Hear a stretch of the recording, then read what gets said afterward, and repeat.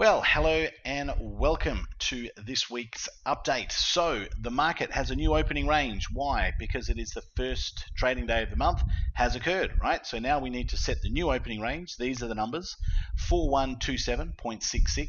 Anything above that number, 4127.66, and your market is in bullish mode, looking for the markets to move higher. Anything below 4098.79, 4098.79, anything below that number, and we are bearish. So right now, as of Thursday, market was closed on Friday because of Good Friday and Easter. We just crept up on Thursday inside the range. So right now we're neutral. We have a neutral stance on the overall market. Now, if I'm going to show you some key levels that you need to be watching, these are the ones. So first off, we've got this trend line here, okay, that's really in play right now because the market is sitting right on this trend line, okay. So the other thing that you need to look at is this wedge pattern. Now, this wedge pattern would typically break to the downside. So there's a couple of things you've got to look for. Number one, it breaks this trend line here, as you can see. If it breaks there, and then you've got to look for if it's going to break below this lower trend line of the wedge pattern there, right? If it does that, where's it likely to go? Back to this downward sloping channel line, which has been in play since the beginning of last year. If it breaks that, that's when you're going to start to see a significant move in the markets. So those couple of levels it's got to go below before I really get bearish on the markets. I think overall, longer term, we will see new lows or lower lows here, taking out this low down here of around 3,500. I think we will go below that. I think we'll go back to where we were before the pandemic hit. I think that's where we're going to go back to. So ultimately, that's where I think we're going to go. But in the short term, we've got to trade what we see, not what we want it to be. Very hard for some people, though. They're looking at the charts, they look at it, and they start having a bias one way or another. Let the market tell you. You're not in charge. You don't know what's going to happen next, neither does anyone. So we need to let the markets and the price action tell us what to do. And these are the levels you need to look at. You need to look at that trend line that I'm showing you here. You need to look at this wedge pattern. If they both break, they come down to this channel line. If it breaks here, that's when we start to get bearish on the overall market, right? Buying put options on various indexes, setting up volatility plays. There's a whole range of things that we will do if it breaks that level. But we're not there yet, right? Trade what you see, not what you want it to be. So that's what you need to look for there.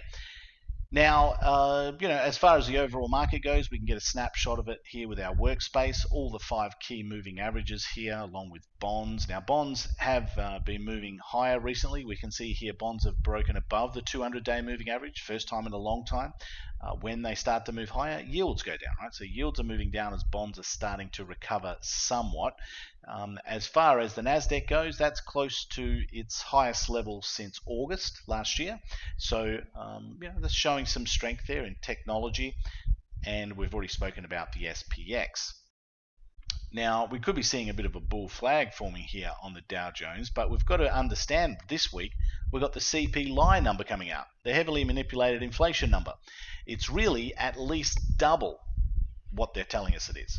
But anyway, even with this CPI number, it will affect the markets. So we've got to keep an eye on this. If it comes in significantly lower, then you will see markets rally. If it comes in significantly higher, markets will fall.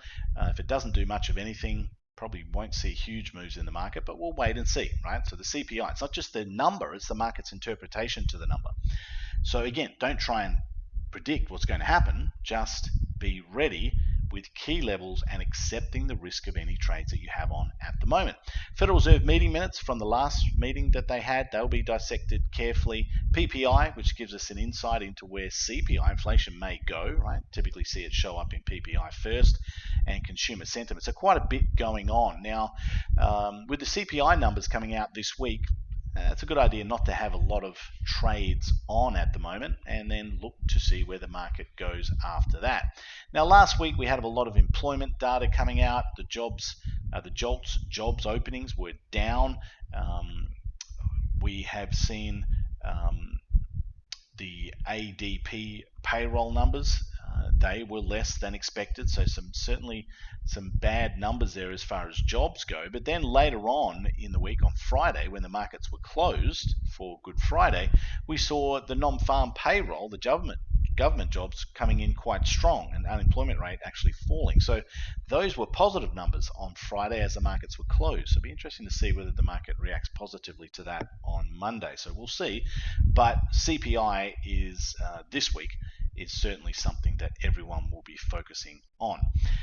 And there's a lot of issues still. We've got the Reserve Bank of Australia where they have raised rates 10 times in a row. I know the United States 9 times, and there's a lot of people coming off their fixed interest rate period where they've been on a fixed interest rate for 3 years. Millions of Australians are coming off that fixed interest rate period in September. I know my sister will be paying an additional $1,600 a month for her mortgage now, because we've seen 10 interest rate rises. So there's a lot of people that are really going to feel this when they come out of their interest rate period. And if they were too heavily leveraged, borrowed too much money, got caught up in the hype, property will never slow down, property will never go down, this sort of stuff, those people will be in trouble. So we're not out of the woodworks by any stretch. Inflation's still elevated. We've got issues in the banking system, huge amounts of debt. They're looking to bring out the Fed now, which is the first part of this CBDC, central bank digital currencies that are coming out. They're looking to reset the financial system. Been looking to do that for quite some time. They have to innovate. It's a very old, archaic financial system that they have now. The problem is it's going to increase the government's ability to control and manipulate, to centralize, not cryptocurrencies where they decentralize some of them. This is a centralized form of control where they'll see every single transaction that you're doing. And the other aspect of central bank digital currencies is the fact that they can actually set a time expiry on your money. If you don't spend it by a certain time, it'll expire worthless. I know that's what they're trialing right now in China, and that is another scary aspect of this. So got to understand what's going on there. Looking to the first phase of it rolling out in July, and no doubt other Western countries around the world will roll out their CBDCs as well. Remember, they are centralized. They are fully controlled by the governments. This is, in my opinion, not a great thing. Not something we can avoid altogether, but is something that we can mitigate the risk of with very strategic investments. So a lot of things going on anyway around the world, and we need to be mindful of that. So for me, we recently had a trade on gold. Now let's just have a look at gold. So just have a look here at the gold ETF, GLD. It's had a very nice move, a bit of a pullback now. I do believe it'll test these highs and then break out from there. Probably a bit more of a move down before it does that. Longer term, I still like gold, and I think that it will go on a run, but I think we'll see another pullback before that happens. But on that run up, we made a very good 61% return, which was fantastic. 61% return in just a couple of weeks on our GDX gold mining trade, so that was a fantastic trade. Also, we had a trade on Nvidia. Now, what I was showing with Nvidia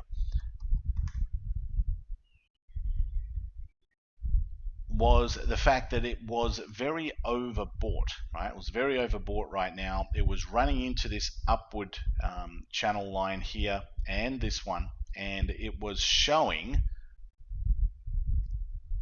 with an RSI of almost 90 the potential for it to pull back, right? So I was looking for it to stay below 280. It did fall. It has had a couple of falls there, and that's enabled us to make a 79% return in 2 weeks. Right, so we set up a potential trade here, 3-to-1 risk to reward, and right now we bought the spread for $1.82. It's worth $3.25, so we've made a 79% return in 2 weeks, which is fantastic. These are the types of things you need to do with inflation as high as it is. Get your money working, generate higher returns than the hurdle rate, which is the inflation rate, and start to grow your wealth. Take control of your financial future. You don't have to take huge amounts of risk to make very good returns, and here's an example of that. Another trade that we're looking at now is with Walmart. Okay, You can see Walmart here has broken out of this resistance level and this trend line here, broken out strongly. It does have earnings coming up. Let's have a look here at earnings.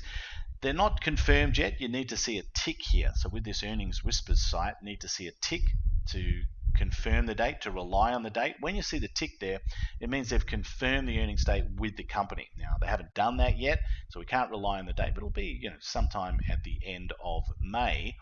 So what we're looking to do here is buy a call option, very low amount of risk that we're taking, not taking huge amounts of risk here, looking for this to move higher into earnings. Typically when a stock is in a trend, it will continue that trend until the earnings date. So we're looking for it to continue this trend. It is moving up nicely. It's also got a monthly squeeze, right? Monthly squeeze that is setting up. So we can see this squeeze has been in play since the beginning of last year, 2022. It's where the Bollinger Bands are inside the Keltner channels. As you can see, the purple lines are the Keltner channels. Bollinger Bands inside the Keltner channels. Once they both break out, the upper and lower yellow line, Bollinger Bands, both break out, you're likely to see a significant, larger than normal move to the upside here, right? So haven't seen it yet, but this is what we're looking for leading into the earnings report date. So we've taken a very small amount of risk, strategically bought a specific call option, and we're looking for this to move higher over the next several weeks, month and a bit, okay? So that's what we're looking for there, probably around 2 months, right? But we want to be out before the earnings date comes out. So that's another idea that we're looking at right now. So there are a couple of things that we're looking at. There's some trades that we've done recently. Keep an eye on those key levels that I've already mentioned to you all. Make sure that you are looking at the key wedge, right? The wedge pattern there that would typically break to the downside, and this important trend line. We know if it breaks there, we need to look at the wedge. If it breaks the wedge, we know it's going down to this lower trend line, which has been in place since the beginning of last year. If it breaks that, that's when we're going to get bearish. Okay, so we know specifically what to look for, and then we know the exact numbers when we do officially get bearish. Once it's below 4098.79, we're in bearish opening range, right? So we've really got things working in our favor as far as knowing exactly what our critical points are between bullish and bearish, and then how to make money very easily with options either way, right? So we're in a really good position there. Great money with gold, great money with Nvidia. We're setting up a new position on Walmart. We're doing really, really well with our trades at the moment. So let's see what the CP line number is this week, and we'll look to get into some new exciting option opportunities next week. All the best, and bye for now.